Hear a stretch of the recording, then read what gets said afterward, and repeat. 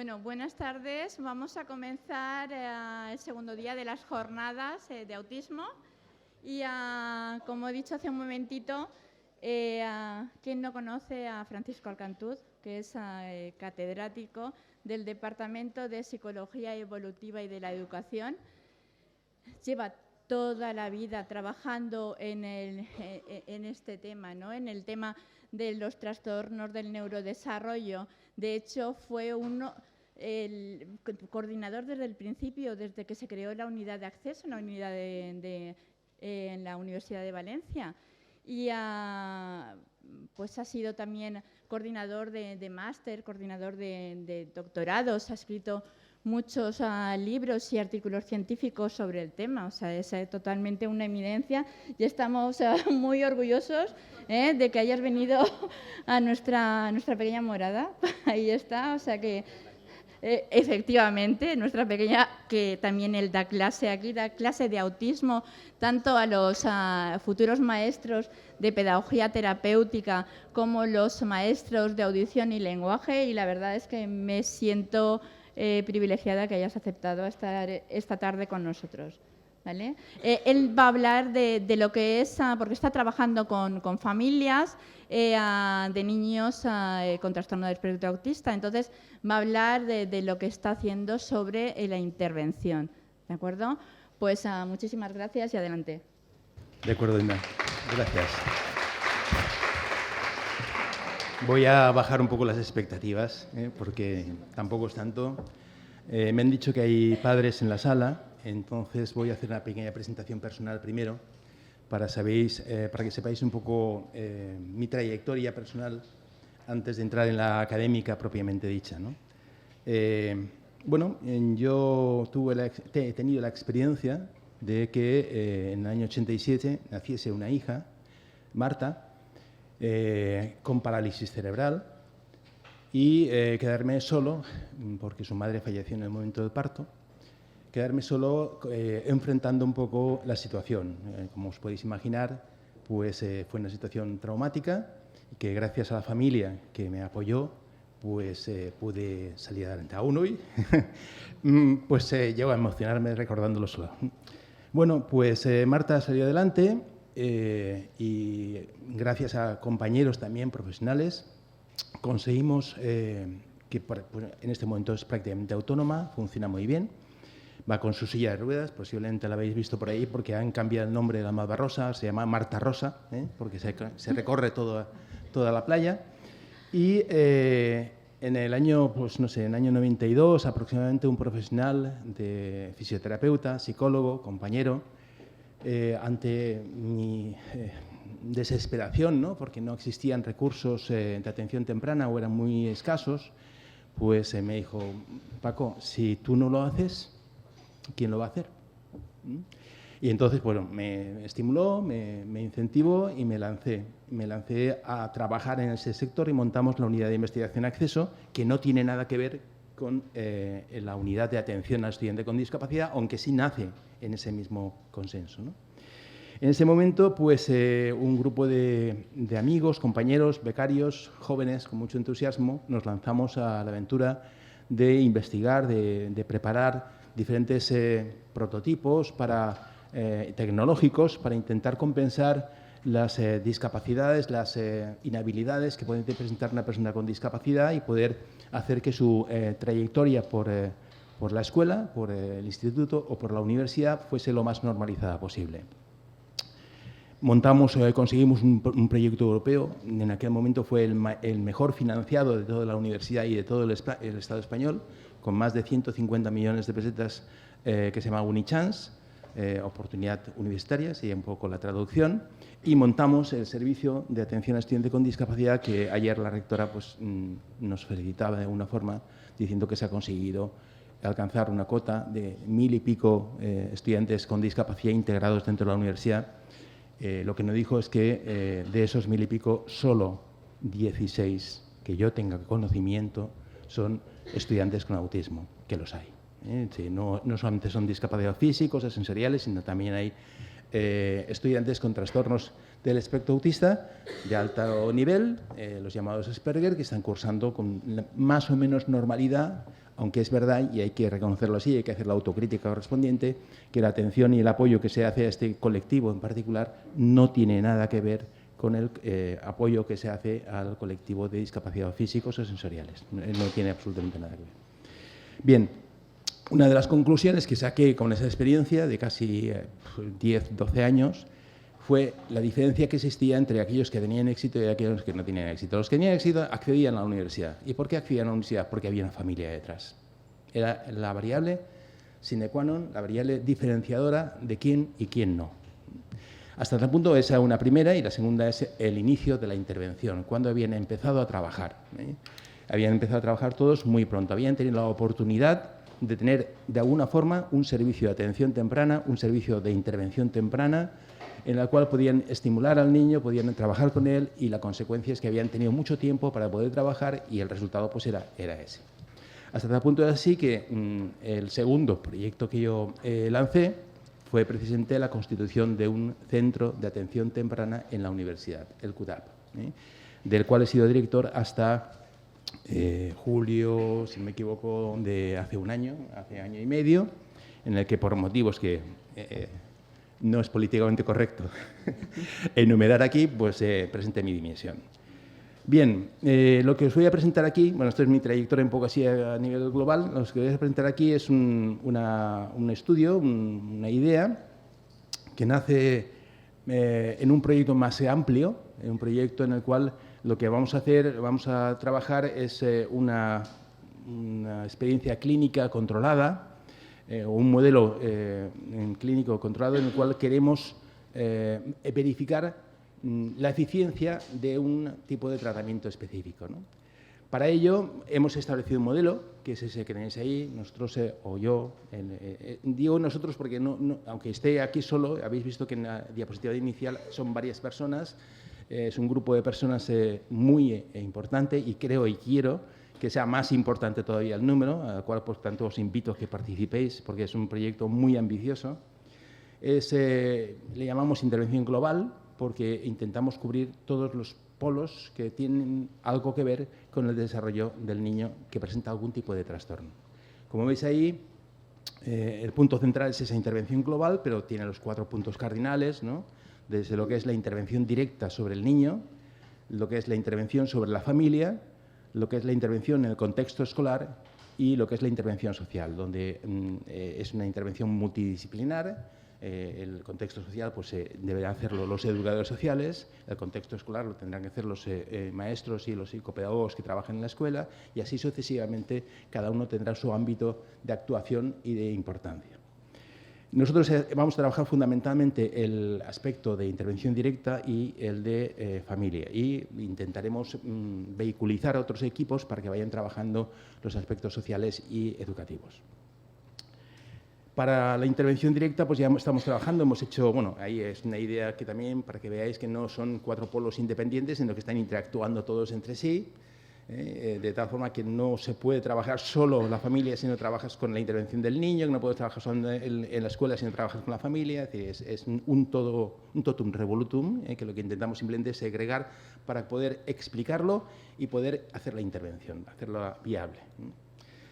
Como os decía, para hacer la intervención individual y hacer el seguimiento de todas las consecuencias es tan amplio el número de variables que se pueden introducir, que hemos diseñado una aplicación informática, que es una serie de bases de datos en las cuales vamos a poder ir grabando, ir registrando pues, todas las incidencias que se puedan ir produciendo en cada caso, y consecuentemente después poder sacar algún tipo de conclusión, ¿no? Le hemos llamado Planning and Registration System, bueno, en inglés porque suena bien, nada más, no tiene más trascendencia, ¿no? PRS. En esta aplicación pues, tenemos la posibilidad de grabar todas las pruebas de evaluación que vayamos utilizando en cada momento. Tiene plantillas de autocorrección, de forma que nos intentamos quitar toda la carga mecánica de trabajo, de tener que ir metiendo datos o hacer las plantillas para poder corregir los test y este tipo de cosas. Nos lo hace la máquina directamente. Obviamente alguien está trabajando mucho antes para que eso se pueda hacer después, ¿no? Hemos introducido una base de datos con todos los objetivos de trabajo que se pueden plantear con un niño en la intervención directa y que luego podemos trasladar también a la familia para que se puedan consensuar y podamos lanzar cualquier tipo de modificación. Y dentro de esos objetivos hemos estado preparando todas las actividades que pueden generar o desarrollar esos objetivos e incluso los materiales que se pueden utilizar para desarrollar esas actividades, ¿no? No es objeto de esta intervención, solamente es mostraros para que veáis que no es una cosa independiente, sino que forma parte de un todo, ¿eh? Nosotros lo que vamos a trabajar aquí, bueno, esto es la fase de registro, que tampoco voy a entrar en más, ¿eh? Lo que vamos a trabajar aquí es precisamente el tema de la familia. Y como veis, ya he desengranado ahí unos cuantos elementos que vamos a intentar visualizar de alguna forma, ¿no? En primer lugar, ¿qué es eso de la formación parental? ¿Para qué sirve? ¿Qué es el entrenamiento a los padres? ¿Qué quiere decir eso? La reestructuración cognitiva, ¿qué implica? Bueno, pues seguramente tenemos unas ideas que son falsas o son erróneas y debemos de intentar cambiarlas con el objetivo de disminuir la tensión, el estrés y, consecuentemente, generar bienestar. Las evidencias nos dicen que cuando las familias generan un estado de ánimo, digamos, de bienestar, pues la percepción incluso del problema se aminora y la consecuencia es que las interacciones con el niño mejoran y la consecuencia es que el niño mejora como consecuencia de toda esta cadencia de acontecimientos que os estoy comentando. Bien, vamos a hacer un repaso porque siempre que empezamos un proyecto nosotros decimos, bueno, ¿dónde estamos? Entonces vamos a hacer un repaso para ver qué cosas son importantes y también hacer un poco de reestructuración cognitiva, ¿no? Algunas cosas son muy conocidas y voy a ir muy rápido, ¿eh? Definición del autismo, en fin, esto ya no hace falta ni que lo comentemos, ¿no? Pero sí que es importante para cambiar chips mentales que centremos que es un trastorno del neurodesarrollo, que no tiene nada que ver con el tema de la afectividad materna o paterna con el niño, ¿eh? No tiene nada que ver. Es un problema de que las estructuras neurológicas que tiene el niño están afectadas por un problema genético que hace que la percepción de los estímulos de carácter socioemocional sean percibidos de una forma distinta e interpretados de una forma distinta. Y la reacción, consecuentemente, es diferente, simplemente diferente a la de un niño de desarrollo neurotípico. Dicho así, quitamos toda la parafernalia psicoanalítica de culpabilización de nadie. Y en segundo lugar, también os he marcado aquí que es importante es que para un diagnóstico adecuado, para clarificar qué es el autismo, el diagnóstico o la detección, o los síntomas, mejor dicho, debemos tener evidencias de que están antes de los 3 años. Si no hay evidencias de que los síntomas están antes de los 3 años, seguramente, aunque tenga 6, 7, porque en muchas ocasiones han pasado desapercibidos, no se ha hecho el diagnóstico, llega a la escuela a los 6 años y es cuando se aplican las pruebas y efectivamente se detecta y se diagnostica, ¿no? Pero si no estuviesen a través de la DIR o cualquier tipo de entrevista estructurada, no verificamos que los síntomas estaban antes de los 3 años, estaríamos hablando de otro tipo de patología, no estaremos hablando de autismo. Es muy importante ese punto de inflexión en cuanto a la edad. ¿Qué más cosas?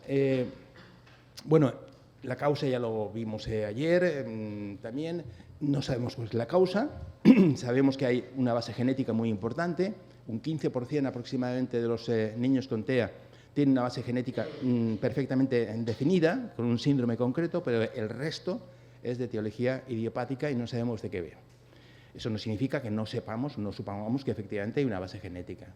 Hasta ahora lo que pensamos que hay diferentes genotipos que a través de un filtro epigenético o la alteración de vida por un problema medioambiental, por interacción, pues provoca un fenotipo que es compatible con el fenotipo TEA. Es decir, muchas posibles causas, por ejemplo, hablamos de multicausalidad. Hay muchas causas que pueden, interactuando con el medio, producir esa sintomatología. En cuanto a la curación, el TEA no tiene cura. Y eso hay que decirlo claramente. No hay cura médica, lo cual no significa que no sean educables. Los niños TEA no son curables, porque el TEA no tiene curación, pero son educables y sus niveles de rehabilitación tienen techos, sinceramente, muy altos, de normalidad. No todos, ahora veremos por qué y cómo y cuándo. En cuanto a la prevalencia, también ayer hablábamos de esas cifras alarmantes, ¿no? En España, hasta hace una semana, solamente teníamos dos estudios, uno hecho por Ricardo Canal, de la Universidad de Salamanca, que se citó ayer, y el otro hecho en Las Palmas, de Gran Canaria, en la isla, que aprovechando el hecho insular, pues hicieron una aplicación de helados a toda la población infantil. Entonces, en ambos estudios se llegaba a la conclusión de que efectivamente los índices de prevalencia del autismo eran semejantes que los que se encuentran a nivel internacional, sobre 1 cada 150, 125, más o menos, de la época de esos estudios. Como veis, hablamos de las curvas de crecimiento, con lo cual está bien. Como decía, la semana pasada se publicó un artículo, Pérez Crespo, la doctora Hervás y Enric Durán publican un artículo en el cual se estima, es un artículo restringido a la comunidad catalana, a la comunidad autónoma de Cataluña, en el cual se hace un estudio, insisto, sobre la prevalencia y la incidencia y se observa que efectivamente los índices son semejantes a los de Estados Unidos. No estamos diciendo que allí son muchos, aquí somos menos. Son muy parecidos. Puede variar una 0,01 punto arriba o abajo, pero poco más. Y las tendencias de crecimiento, como observáis, siguen creciendo. Es verdad que esos cambios de tendencia o ese incremento de la prevalencia puede justificarse por muchas razones al margen de que aparezcan más casos, pero no más de un 25%. El hecho de la influencia del cambio de diagnóstico, el hecho de los cambios de criterio diagnóstico, el hecho de tal, efectivamente puede justificar un incremento de la prevalencia, pero no tanto. Podemos restarle perfectamente un 30, un 40, un 45%, el 50% si queréis, y aún así sería escandaloso el porcentaje de crecimiento que tenemos. Con lo cual, algo está ocurriendo que hace que aparezcan más casos cada día en nuestras aulas. Algo está ocurriendo. Habrá que investigar qué, si a alguien le interesa. ¿Qué sabemos sobre la intervención temprana? Bueno, pues las evidencias son contundentes, ¿no? Las evidencias son contundentes y apoyan la eficacia de la intervención temprana gracias a que la plasticidad cerebral está ahí, el cerebro acaba su maduración pues prácticamente al tercer año. Fijaos que hemos dicho antes el tema de la fecha límite para el diagnóstico, pues bueno, sobre esa fecha más o menos es cuando se estima que el cerebro acaba su maduración, ¿no? Aunque continuará a lo largo de toda su vida con cambios estructurales, pero en lo que es la estructura global termina ahí. Bueno, pues aprovechando estas circunstancias, si intervenimos antes, las posibilidades de dejar huella son mucho más altas que si empezamos más tarde. Los principios fundamentales son los conductuales, son los que más evidencias tenemos, ¿no? Es verdad también que los programas más evolucionados, más modernos, pues que intervienen ya pues, o introducen escenarios más naturalistas, más en la familia, estructuras más o aprendizaje más estructurado, control de estímulo, desarrollo de rutinas, son elementos que, adicionando a los elementos principales que son los de modificación de conducta, los conductuales, pues incrementan la eficacia de los programas de atención temprana. ¿Qué sabemos de los resultados? Bueno, pues ya ayer también se dijo aquí algo al respecto. En un trabajo de seguimiento de Rutter, ya en el año 70, observó, con sorpresa en aquel momento, que había un porcentaje de personas que habían sido diagnosticadas como autistas en la infancia y que a la mayoría de edad, sobre los 18 o 20 años, pues no presentaban signos de autismo, no entraban dentro de lo que es el diagnóstico estricto, ¿no? Y bueno, aproximadamente un 1,5% de esa muestra. Ese estudio se ha replicado en muchísimas ocasiones. Ahí tenéis otro estudio de Gilberts en el 90 que habla de un 25%. 30 años después del primer estudio de Rutter se replica el mismo estudio y se encuentra con un 17%. Y los últimos datos que yo dispongo es este estudio de Health y colaboradores del año 2008, que habla que en torno entre el 3 y el 25%, esa horquilla, vendría a decir también lo que ayer Patricia nos comentaba de las categorías en función de la gravedad o el nivel de recuperación, rehabilitación que pueda tener, ¿no? Pues ese sería el porcentaje de personas que parece que de alguna forma u otra son capaces de alcanzar la madurez sin presentar signos de TEA. Que no caigáis en la trampa de pensar que se puede cambiar el diagnóstico. Aunque estos niños superen y no cumplan el criterio diagnóstico, lo han sido. Son, no lo han sido, son. Si quitamos el diagnóstico, la consecuencia es que quitaremos los apoyos. Y si quitamos los apoyos, la probabilidad de que aparezcan con la adolescencia o con la incidencia después de la presión social o la demanda social, otra vez esos mismos signos, es alta. Con lo cual, yo soy de la opinión, y eso es una opinión personal, de no cambiar diagnóstico y que la historia permanezca ahí.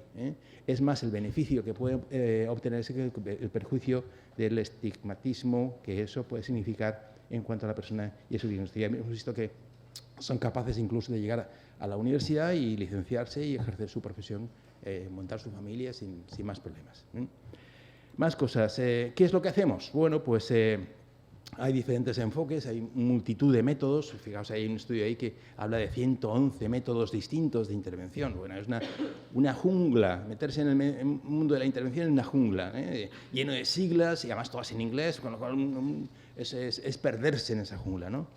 Y además ocurre que muchos de estos métodos, las evidencias que aportan son mínimas, algunos incluso evidentemente perjudiciales. No voy a poner nombres, pero si después alguien hace una pregunta no tengo ningún inconveniente en contestar, ¿no? Lo que sí sabemos es que ningún niño de estos 25% que se rehabilitó, ninguno fue por naturaleza espontánea. Todo fue después de muchísimas sesiones de trabajo y muchísimo trabajo por parte de la familia. Lo que es verdad es que las familias, ante esa situación de esa jungla de métodos distintos, se encuentran en una situación de incertidumbre, una sensación de inseguridad, que hace que muchas veces incluso los padres inscriban a sus hijos no a un programa, sino a todos los que pueden pagar. Con lo cual es una sangría que va a ser, de nuevo, una variable que tengamos en cuenta a la hora de trabajar con las familias, ¿no? ¿Cuáles son las claves del éxito de ese 25% de niños? Bueno, pues todos los estudios marcan como punto de arranque, como primera variable, el inicio. Por eso lo importante de la detección. Y por eso ayer mi intervención iba en la dirección de que no es necesario el diagnóstico para empezar la intervención. No es necesario. En los centros de detección temprana, si un pediatra deriva simplemente con la sospecha de, ya entra dentro del protocolo y se hace el seguimiento y se va a estudiar a ver si efectivamente eso no es, y en todo caso ya está siendo tratado, ya está siguiendo el protocolo de intervención. Como veis, la lista de trabajos que avalan lo que estoy diciendo pues es muy numerosa. La otra variable es la intensidad. Aquí hay que matizar. Hay que matizar porque es muy importante. La intensidad hace referencia al número de horas, sesiones de trabajo semanales. Lovaas, si lo conocéis, es el autor que montó la primera corriente conductual, el Instituto Lovaas, el método ABA, en fin, todo este tipo de cosas, habla de 40 horas semanales. Y obtuvo, según él, el 50% de rehabilitación. Lo cual, si fuese así, fijaos, ¿no? Depende cuándo. La cuestión es depende cuándo. Si es a los 2 años, sí. 2, 3 años, sí. Si es a los 6 o 8 años, a lo mejor es un poco inútil. O no hace falta tanta intensidad. También la intensidad tiene su parte negativa.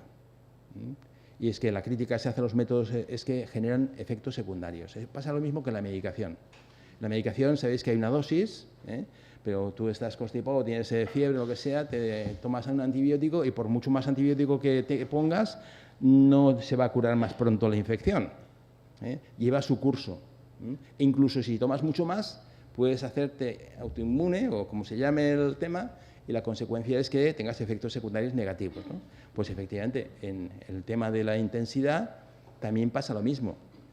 Imaginaos, poneros en situación de un niño que va a tener que estar 40 horas a la semana trabajando un vis a vis, cara a cara, con un terapeuta, ¿no? ¿Qué pasa? Pues que emergen conductas disruptivas, rabietas, yo no quiero hacer esto, y conductas de huida.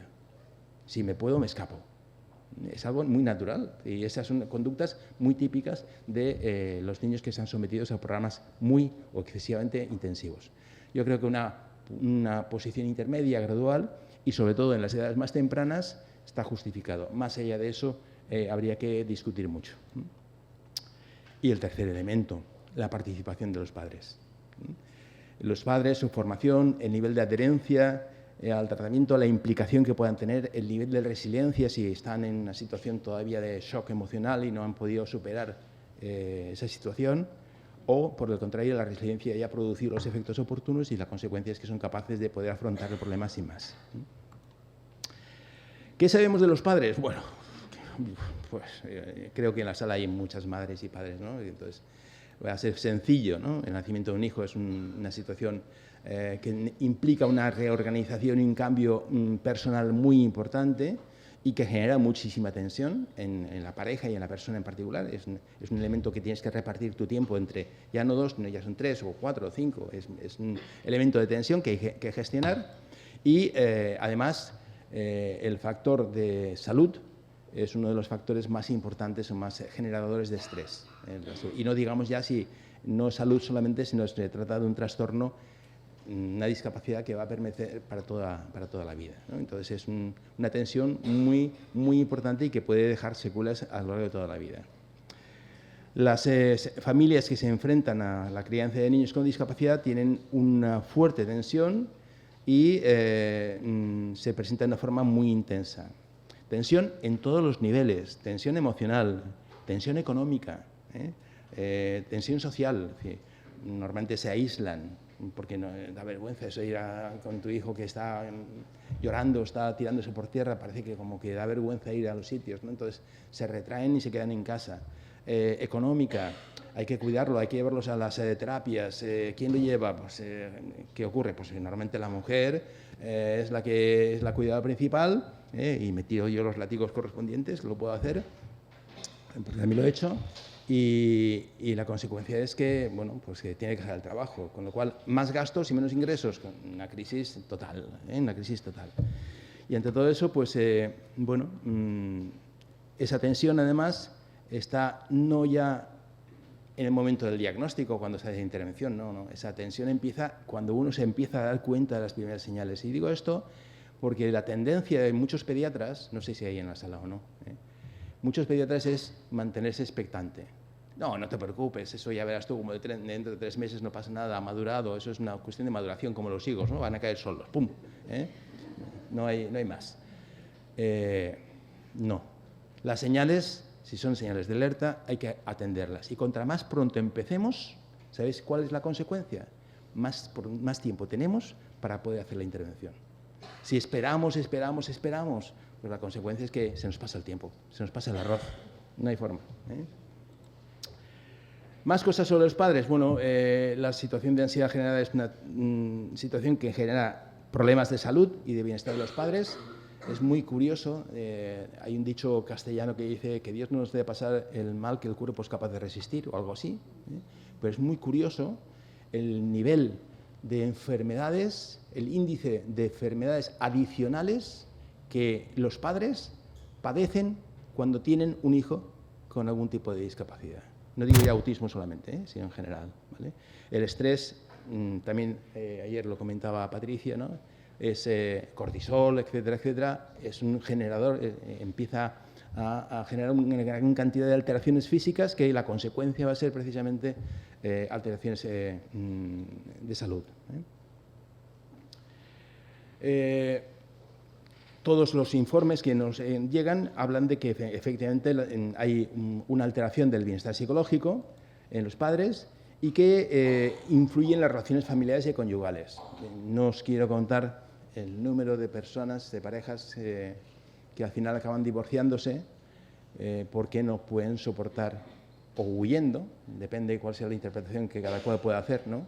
de la situación de tensión, una forma de afrontar una tensión que no puedes resistir y salir corriendo, ¿no? Pues si puedes salir corriendo, yo no pude en su día, a lo mejor si hubiese podido también hubiese salido corriendo. Es decir, que esa es la idea, ¿vale? La consecuencia, como os decía también antes, es que altera los patrones de interacción entre los padres e hijos, y la consecuencia es que al tener esa alteración, esa relación alterada, pues mi hijo no va a tener ganas de venir conmigo, ni yo tengo ganas de ir con mi hijo, y la consecuencia es que las interacciones disminuyen en frecuencia y además disminuyen en calidad. Y la consecuencia es que su desarrollo socioemocional pues no va a ser el adecuado, no va a seguir las normas y las pautas normativas. ¿Qué más cosas? Bueno, pues hay muchísimos síntomas de malestar que son importantes por los niveles de tensión, que hay evidencias que encontráis en las publicaciones científicas sobre que el criar un niño con TEA pues es incorporar una carga adicional a los padres, y todo eso por lo único que justifica es que tenemos que hacer programas de apoyo. No se puede dejar abandonado porque socialmente tendremos dos problemas, el niño y los padres. Cada miembro de familia, además, es singular. Es decir, no todos los padres reaccionan de la misma forma, ni los miembros de la pareja o de los hermanos, o los primos o los abuelos van a reaccionar tampoco de la misma forma. Entonces, bueno, siguiendo un poco la técnica de afrontamiento de Lazarus, ¿no? Pues si tú haces una función más de control externo, control interno, pues tendrás unas reacciones de un tipo u otro. Entonces, está demostrado que las personas que afrontan como un control interno, locus de control interno, tienen menos problemas que las que hacen un control de locus externo, que generalmente, adicionalmente, desarrollan trastornos mentales.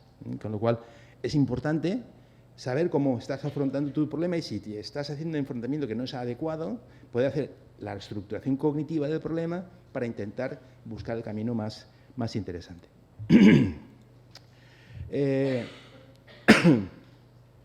Bueno, también sabemos que esto no es algo nuevo, es decir, la participación de los padres en los programas de intervención se hunde en la historia. Ya Sopler, en su modelo de TEACH, de intervención, ya recomienda que los padres participen en el diseño y en la intervención, y Digle, en una revisión que hace sobre los métodos ABA, pues ya indica también lo importante, en este caso por temas económicos, de que los padres conozcan las técnicas de forma que compensen horas de intervención con terapeuta por las horas que ellos pueden dedicar en su casa, ¿no? Es decir, una especie de compensación. Entre los resultados potenciales se incrementan las habilidades de los niños, y además hay una sensación de satisfacción que generan los padres que hace que disminuya la tensión, porque tú estás resolviendo el problema, estás ayudando a resolver el problema. Entonces, te sientes útil y eso hace que tu tensión disminuya y la ansiedad también disminuya, con lo cual es positivo para ambos extremos. Las evidencias de resultados han hecho evolucionar incluso las técnicas más clásicas de condicionamiento, de forma que ya hoy en día prácticamente todos los modelos intervienen de una forma u otra los padres en su desarrollo. Bueno, si habéis visto en el esquema general, había una cosa que era formación, educación parental, ¿no? Nosotros lo que hemos hecho es decir, bueno, ¿qué es esto de educación parental? Y eso es lo que os voy a contar ahora aquí en los minutos que nos queden, ¿no? Es un término un poco vago, difuso. Depende de cuál sea la escuela, el significado es diferente. Nace con el modelo ABA, como os he dicho antes, y nace con la intención de formar técnicamente a los padres para que puedan hacer las mismas sesiones terapéuticas o aplicar los mismos estímulos condicionantes y reforzadores con la misma intensidad y la misma dirección que se hace en la clínica, hacerlo en casa. ¿Qué ocurre? Bueno, el problema es que esa situación de control un profesional la puede llevar porque sabe que a la hora acaba y se va y se olvida y se desconecta, pero en casa eso es complicado de hacer. ¿La consecuencia cuál es? Pues que se eleva el nivel de estrés y la consecuencia es negativa, con lo cual hay que avanzar un poco más, ¿no? Esos mismos técnicas también se han empleado en otros aspectos, digamos, no ya conductuales propiamente dichos, sino ya para temas de comunicación y de socialización, donde ya se admiten pues, situaciones más naturales, donde los padres están mejor, desempeñan mejor esa función y la consecuencia es que mejoran su intervención. Lo que hemos hecho ha sido, bueno, pues documentarnos, entrenamiento en qué, capacitación para qué, y qué es eso de educación parental. Esas serían las preguntas que nos hemos formulado. Para que os hagáis una idea del volumen de información que se tiene que manejar en un momento determinado cuando diseñamos un programa, pues os he puesto una gráfica aquí simplemente que no es la prevalencia de autismo, parecería, pero no es, ¿no? Es el número de publicaciones de una base de datos solamente que se producen año por año. Es decir, en la actualidad estamos alrededor de unos 3.500 documentos publicados en una sola base de datos de psicología. Si sumamos base de datos de educación, base de datos de medicina, base de datos de tal, bueno, estamos hablando de tranquilamente entre 6, 7 u 8.000 documentos anuales. Obviamente nos tenemos que especializar porque todo eso no se puede leer, es indigerible, ¿no? Entonces nosotros tenemos que, y de cuando en cuando tenemos que hacer una cosa que llamamos búsquedas documentales, ¿no? Hay que depurar, quitar todo aquello que no sirve y quedarnos con lo que es esencial. Y eso es lo que hemos hecho. Una búsqueda de evidencias en 4 bases de datos, que son Psycharticles, ERIC, que es de educación, PubMed y Medline, que son de medicina. Buscando con unas palabras clave, que son autismo o trastorno generalizado del desarrollo, atención temprana, porque tienes esa época, parental training, que sería el término primero, o parental teaching, que sería el segundo término. Hemos eliminado aquellas que no tenían, están duplicadas o que no tenían nada que ver con la cuestión que estamos trabajando. Solamente nos hemos limitado a las revistas que están, tienen pares ciegos, que están revisadas por personas que no conocen quién ha escrito el artículo para no verse influenciado por el tema. Y la consecuencia, bueno, pues ahí tenéis un flujo que empezamos con 900 y pico trabajos y nos hemos quedado con 47. De esos 47 trabajos, una vez que los hemos leído, pues hemos hecho un esquema. Y esta es la conclusión, digamos así, ¿no? Esta es la situación. Como veis, hay un primer gran apartado que decimos apoyo y intervención, porque hay una diferencia muy importante. ¿Qué es esto de apoyo a padres? Bueno, pues básicamente los programas de apoyo a padres hacen referencia al papel de la coordinación. Es lo que habitualmente hacen los centros de atención temprana, lo tengo que decir así. Fundamentalmente es coordinación, que está muy bien y es necesaria, que cuando es un centro de atención temprana donde todos los profesionales multidisciplinares están juntos, se coordinan fácilmente porque se meten en una mesa, se reúnen y son capaces de interactuar entre ellos, pero que cuando no están en un centro de atención temprana y es el logopeda fulano, la fisioterapeuta sotano, el psicólogo tal, y además metemos al colegio, bueno, pueden saltar chispas. No hay coordinación, no os tengo que vender ninguna... No hay coordinación. Con lo cual es muy importante la figura del coordinador para que el padre, madre, se sienta apoyado y sepa por dónde tiene que ir, de alguna forma. Y aportar información de calidad, información contrastada científicamente, con los mejores, esos son los mejores apoyos que se le puede dar a una familia. Decir qué es lo que sabemos que funciona y qué es lo que mejor, bueno, si te quieres gastar el dinero te lo gastas, pero, o en todo caso en tiempo de ocio, pues hacer lo que quieras, ¿no? Pero evidencia científica ninguna. Es una característica fundamental de la calidad.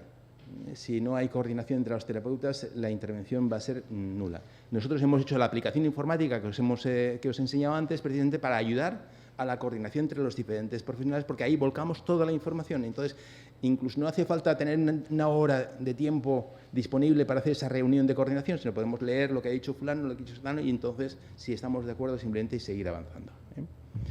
El modelo que se impone es el modelo de gestión de casos. El modelo de gestión de casos en España, que yo sepa, hasta donde yo sé, no existe. En algún caso, en algún estado existe en Estados Unidos y en Reino Unido. Y yo creo que no hay muchas más experiencias. Se trata de un profesional que es normalmente un trabajador social, que conoce muy bien los recursos sociales, que conoce muy bien a los profesionales y que va orientando y gestionando los recursos necesarios para el niño en cada uno de los momentos de sus estadios evolutivos. Con lo cual, es la figura, digamos, que a mi modo de ver debería de implantarse y de ayudaría significativamente al funcionamiento de los padres. ¿Qué es un programa de información? Pues un programa de información que se dan en los centros de atención temprana suelen ser programas muy light, sobre qué es el autismo, llamamos de psicoeducación, qué es el autismo, bueno, esto de que hemos hablado, de que si no sabemos la causa, de la etiología, de que si no sé cuántos, para dar información y contestar las dudas que los padres pueden plantear. Pero en ningún caso es un programa intensivo de formación en ninguna técnica en particular, aunque a veces sean pistas de cómo reforzarnos sin darnos cuenta de una conducta determinada. Pues no quiere comer ese fideos, pues no te preocupes, ponemos tortilla. Entonces, sin darnos cuenta, estamos reforzando que el niño estaba llorando, pues no quería los fideos. Bueno, pues ese tipo de cosas para evitar, pero no son, insisto, programas de formación estrictos, sino simplemente son programas genéricos, ¿no? Pueden ser individuales o pueden ser colectivos, en grupo. Y los de grupo pueden estar dirigidos por un profesional o estar a cargo de iguales. Esto es lo que funciona en España y las asociaciones de padres pues muchas veces dan este tipo de apoyo, ¿no? Entre ellos se comunican y se van transfiriendo experiencias. Está muy bien siempre que las experiencias que se transmitan sean positivas. En ocasiones, sin darnos cuenta también, no podemos evitar transferir experiencias que no son positivas, con lo cual podemos hacer daño sin darnos cuenta. Los resultados en general son mayor conocimiento del trastorno, mejora de competencias en defensa de los derechos del niño, disminución del estrés y mejor sensación de aislamiento, y mejora la sensación de aislamiento y, en definitiva, lo que conocemos con el término de empoderamiento. Quiero que os quedéis con esa idea porque luego, cuando hablemos de la escuela, vamos a hablar de qué pasa con el empoderamiento que se ha conseguido antes y que llega a la escuela y que no sabemos qué pasa ahí.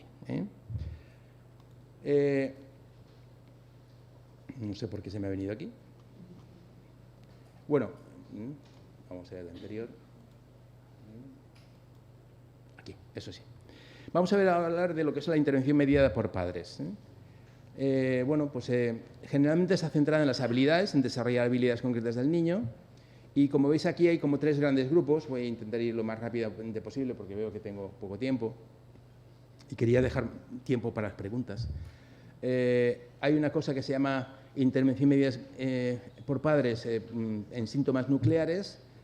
Cuando estamos trabajando comunicación, por ejemplo, el PECS es un método que requiere el apoyo de los padres. Le enseñamos a los padres cómo tienen que utilizar los libros PECS para que ellos puedan comunicarse y demás.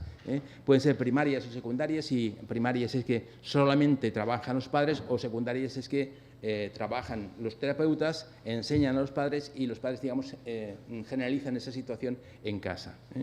Pueden ser entrenamientos a padres con intervención, digamos, de conductas mal adaptadas, lo que sería el parental training que decíamos antes, donde el problema fundamental es una alteración conductual, y ahí fundamentalmente lo que funcionan son problemas de modificación de conducta, ¿no? Y lo que enseñamos son técnicas concretas de modificación de conducta.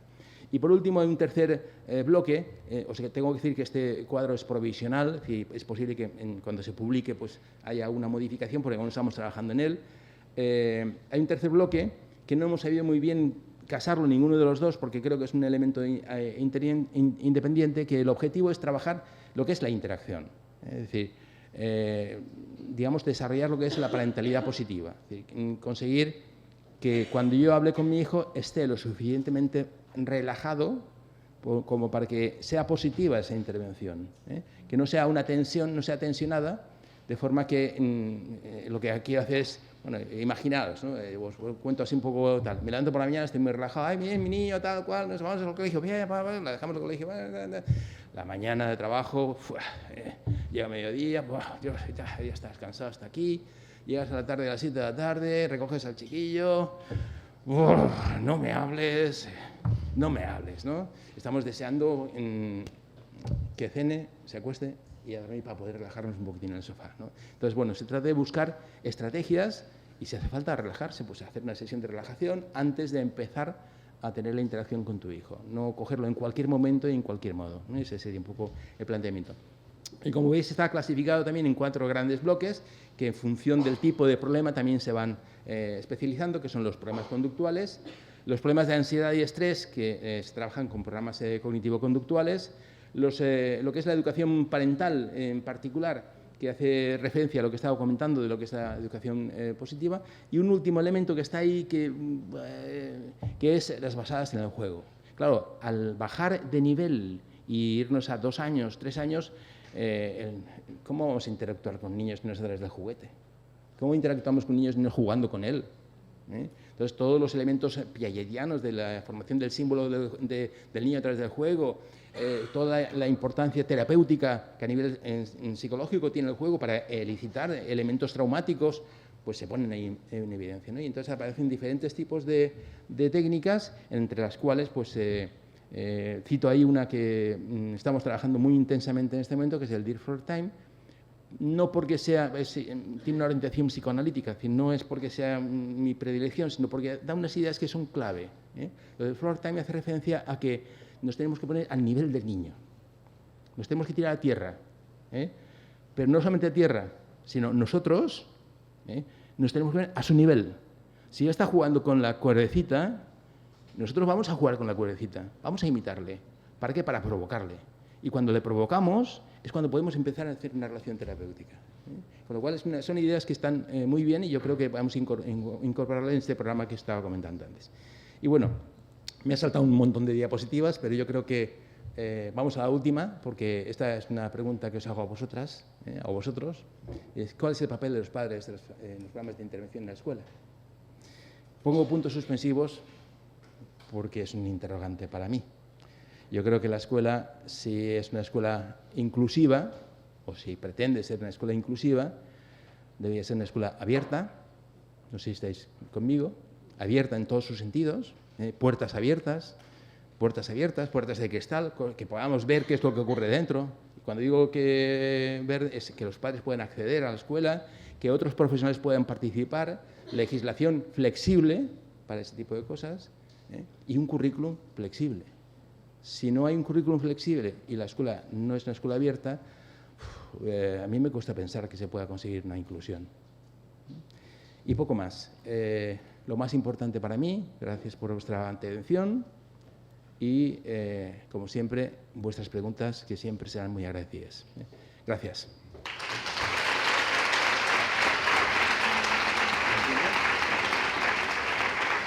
Sí.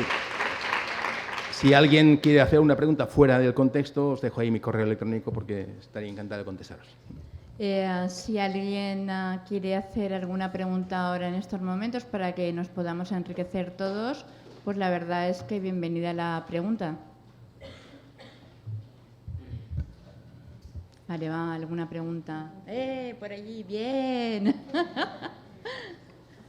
No refuerces tanto que estamos en el límite del tiempo. Bueno, da igual, no pasa nada. Buenas tardes. Yo tenía, me ha llamado mucho la atención el tema de la intensidad de la intervención, que realmente puede tener efectos secundarios. Y quería preguntarle si usted sabe, por lo que ha leído, por la formación que usted tiene, en torno a los 8 o 10 años, ¿cuál debería ser el número de sesiones semanales que debería tener una persona con TEA? Más o menos, grosso modo. Creo que esa es una pregunta trampa, ¿verdad? Sí, me temo. A ver, no te puedo contestar, porque dependerá del niño y sobre todo dependerá qué es lo que ocurrió antes. Yo creo que la intensidad es una variable que se puede jugar con ella a lo largo del ciclo escolar. Es decir, yo soy de la opinión de que la intensificación se tiene que hacer 2, 3, 4 años. Pero en función de los resultados que tengamos con el niño, si son positivos, pues obviamente, como cualquier sistema de andamiaje, lo que vamos a hacer es ir retirando el apoyo, para que progresivamente sean más y más autónomos. Eso es un principio fundamental. Dependerá de ese niño si es más o menos autónomo, si ha conseguido más o menos éxito en la etapa anterior, pues será más interesante o menos interesante. Sinceramente, creo que a partir de los 6 años, la intensificación conocida como estas 20 horas semanales, va decayendo en su eficacia. Y si no le importa, tendría otra pregunta. Sí. ¿Qué podemos hacer como profesionales cuando tenemos una madre que un padre que después de muchos años, estamos hablando de que el niño tendrá 15, 16 años, no asume la discapacidad de su hijo? Que vive en una situación totalmente, una realidad paralela en la que su hijo hace millones de cosas, está estudiando ecuaciones, está en la ESO y realmente la realidad es que sería un autismo severo, no verbal, con edad mental de 2 años y medio, que no es la realidad que la madre ve, y además no quiere oír hablar en absoluto, tiene un rechazo brutal a cualquier persona, cualquier profesional que le haga intentar ver la realidad de su hijo, que no tiene las capacidades que ella cree que podríamos hacer en ese caso. Te voy a decir lo que hicieron conmigo. Yo no quería saber nada de lo que era un parálisis cerebral. Durante los 2 años y medio, 3 primeros años de vida, prácticamente no quería leer nada, no quería saber nada, huía, hasta que esta persona que os he comentado antes, ya tengo que decir el nombre casi, pues me dijo, ven conmigo, y me llevó a un centro de educación especial y me enseñó niños y niñas como mi hija. Bueno, fue una experiencia muy dura, personal, pero yo creo que salí fortalecido, porque salí con las cosas claras. No sé si es una solución o no, es muy implosiva, pero bueno, hay que hablar las cosas claras. Seguramente esa persona está en esa situación porque nadie ha sido claro antes. Bueno, remontémonos mucho más antes. Si siempre hay un principio. Si haces una negación y nadie te niega la negación, pues sigues con la afirmación. No es hasta un punto, es decir, que no, me explico. Es decir, que lo siento si no te sirvo de mucho, pero es la situación. Y si no, directamente a psiquiatría. Yo. Vale, perfecto. Hola, muchas gracias. Buenas tardes. Yo quería comentar algo sobre la intervención que ABA, bueno, y algunos estudios recomiendan terapias intensivas, tempranas, globales, etc. Yo hace 20 años empecé terapia conductual, terapia con diferentes niños y trastornos del desarrollo, y puedo estar aquí un poco representando a ABA España, que está en Madrid, y bueno, tenemos acceso a Internet. Una de las principales, bueno, los 3 principales principios en los que se basa ABA, que es ciencia aplicada de la psicología, no es como tanto como metodología, habría que verlo como ciencia aplicada de la psicología, a la enseñanza, a todo lo que es la mejora en niños con TEA y otros trastornos, pero bueno, estamos aquí para TEA.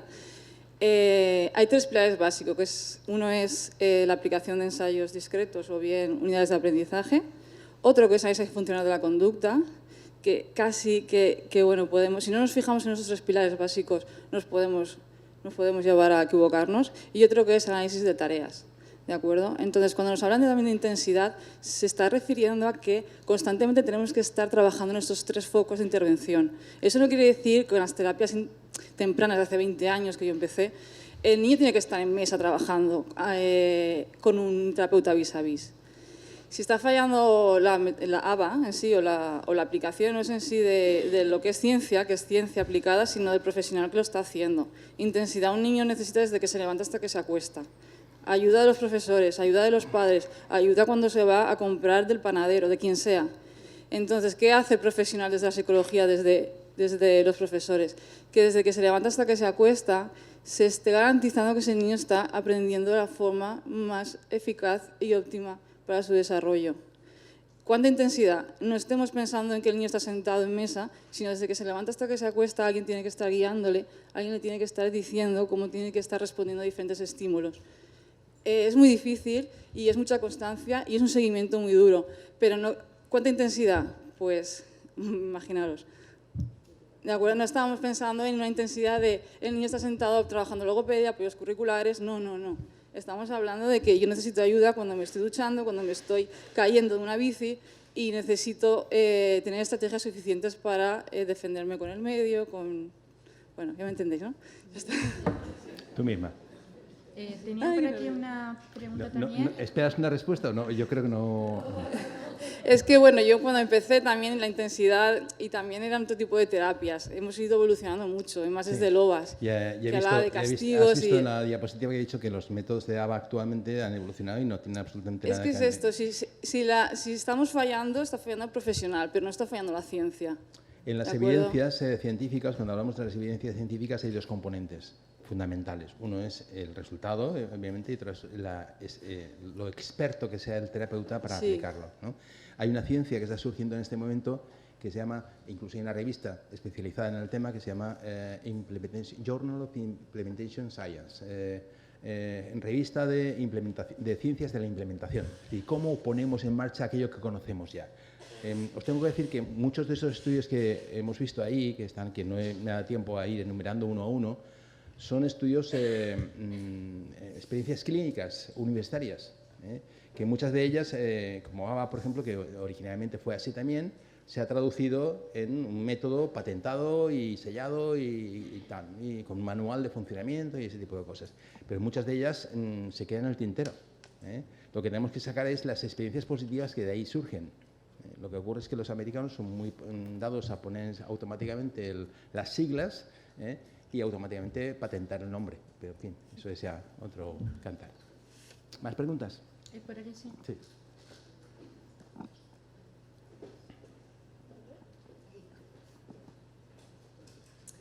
Bueno, buenas tardes. Un placer, Paco, escucharte, como siempre.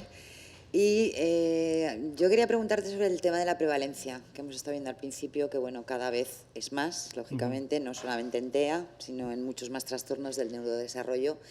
Quería saber tu opinión, ¿vale? Lógicamente habrás leído mucho más que yo. ¿Hasta qué punto crees que afecta, bueno, pues que cada vez hay una mayor investigación o un mayor conocimiento, y hasta qué punto afecta el ambiente? Yo ya he dicho que... ¿Qué crees que es lo que más está...?